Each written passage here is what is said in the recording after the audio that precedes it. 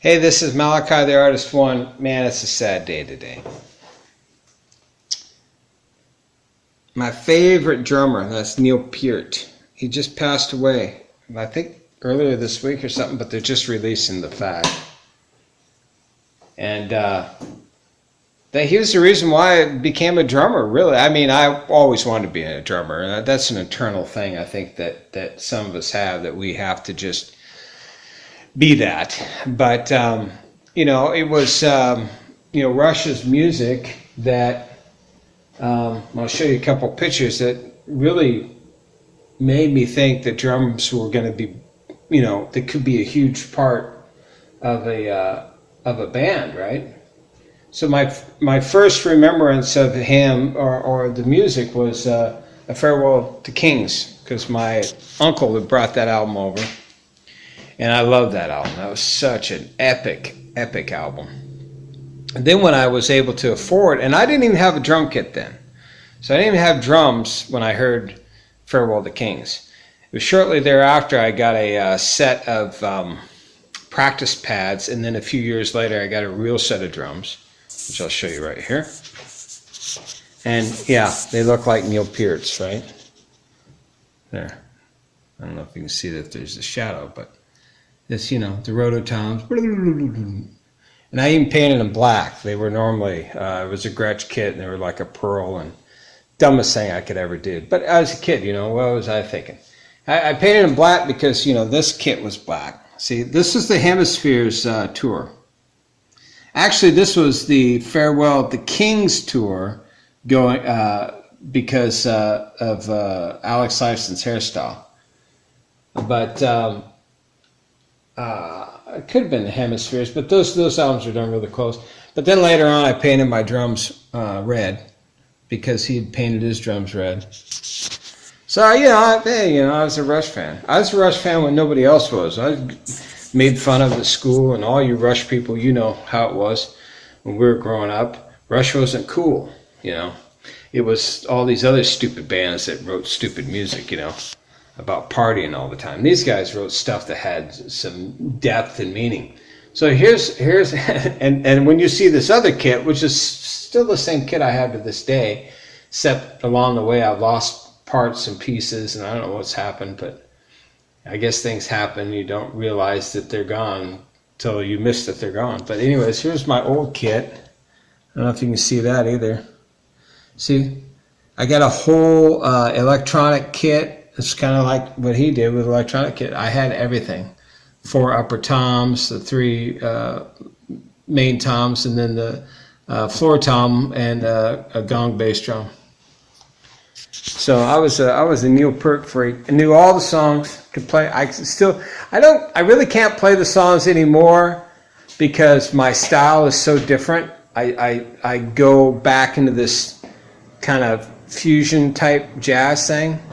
But when he started playing with a traditional grip instead of a match grip, that's kind of like, it was like, okay, cool, now it was almost like, it was changing. I felt like I was cool because that's how I was playing anyways. I didn't always play, I play match grip, I play traditional, I break it up all the time. But kit-wise, when I was a kid even though I had the kit that looked like his, I had my ride set up at just a different position because I like to do that. I always work a lot on my ride. But I did an album which was 20 years ago this month. I put it out 20 years ago on the 1st in 1/1 of 2000. And I remember I had Ty Tabor of King's X remaster some stuff for me. And he writes me back and he says, "You must really love the Hemispheres album. This sounded a lot like Hemispheres album." And I thought, cool. That wasn't my goal, but cool. I wish it sounded like Hemispheres. No, not at all. I'm not that great a player. But it had the open chord type stuff with the guitar thing.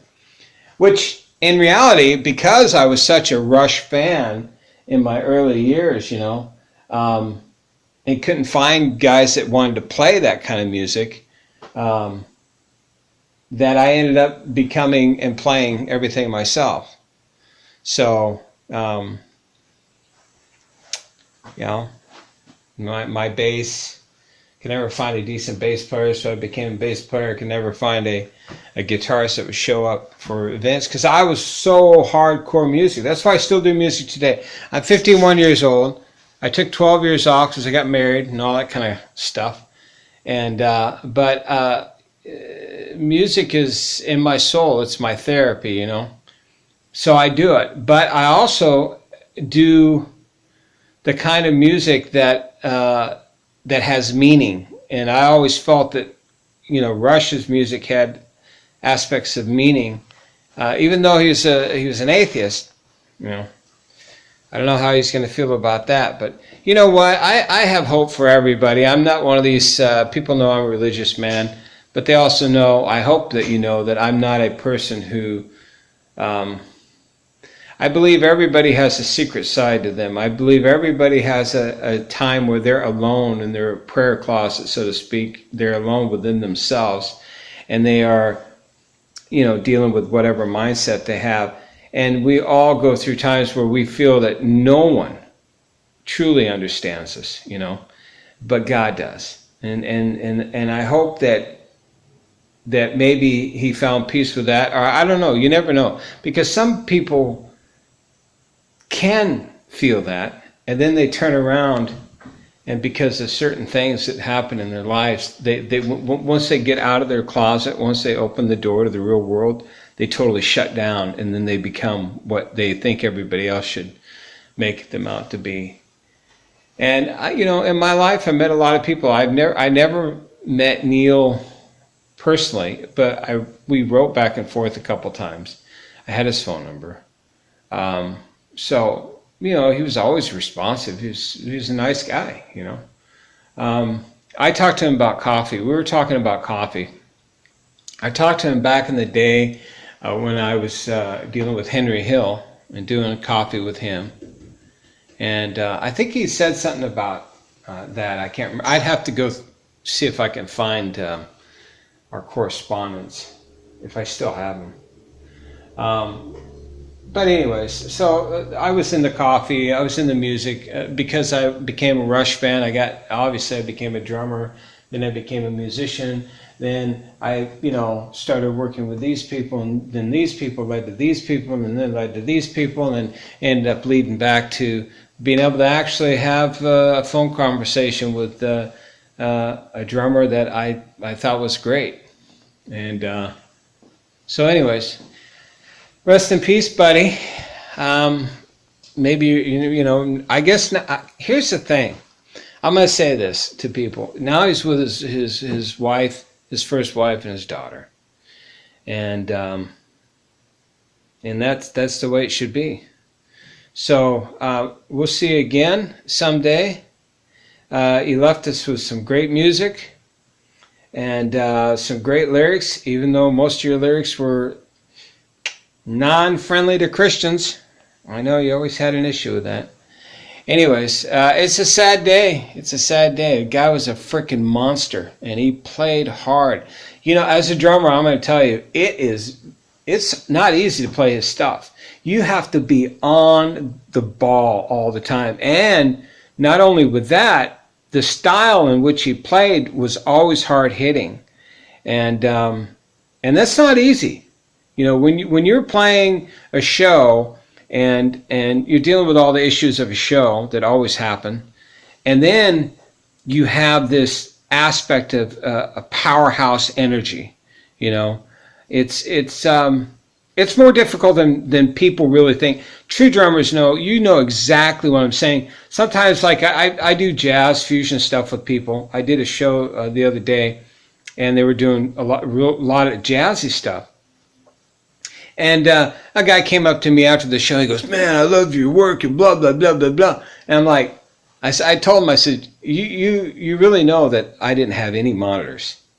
He said, "Oh, I didn't know that." I said, "Here's the reason." I told him, I said, "You know, jazz is sometimes a little easier," because he's heard me play rock, and he's heard me play prog rock, and he's heard me all this stuff. But I told him, I says, "You know, jazz is sometimes a little more easier than you think, because it's the technique is light, and so it's somewhat free floating, and you can blend in with the music a little bit easier sometimes than you can when you need to hit hard, boom, boom, and you need to boom. I mean, you have to hit all your marks, and you got to hit them hard, and everything has to ring out true. You can't hit.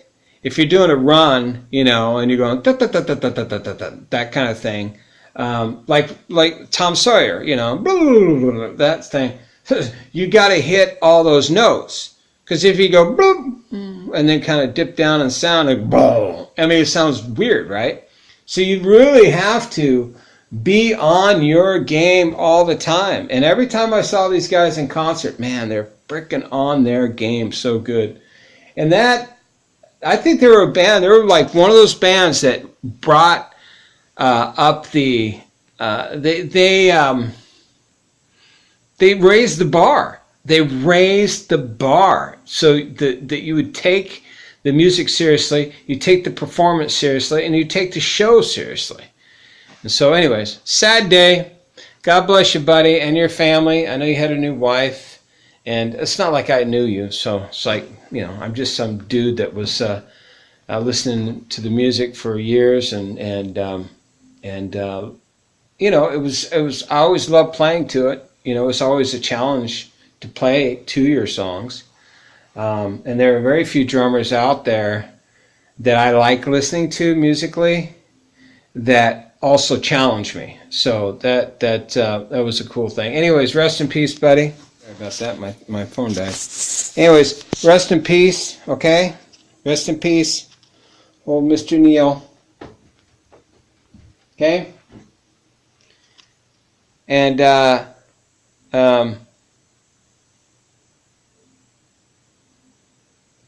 don't know, you're gonna find out who Christ really is here pretty soon. Or you already did. You never know, he may have given you a big hug. We don't know. We never know. Anyways, this is the end. I need to end this. Anyways, and to everybody, like I always say, hug your kids, call your parents, go see a neighbor, repent and be baptized, because you never know when you're going to go. I wasn't hearing anything about his health. But anyways, he had brain cancer. Oh, wow. Sad.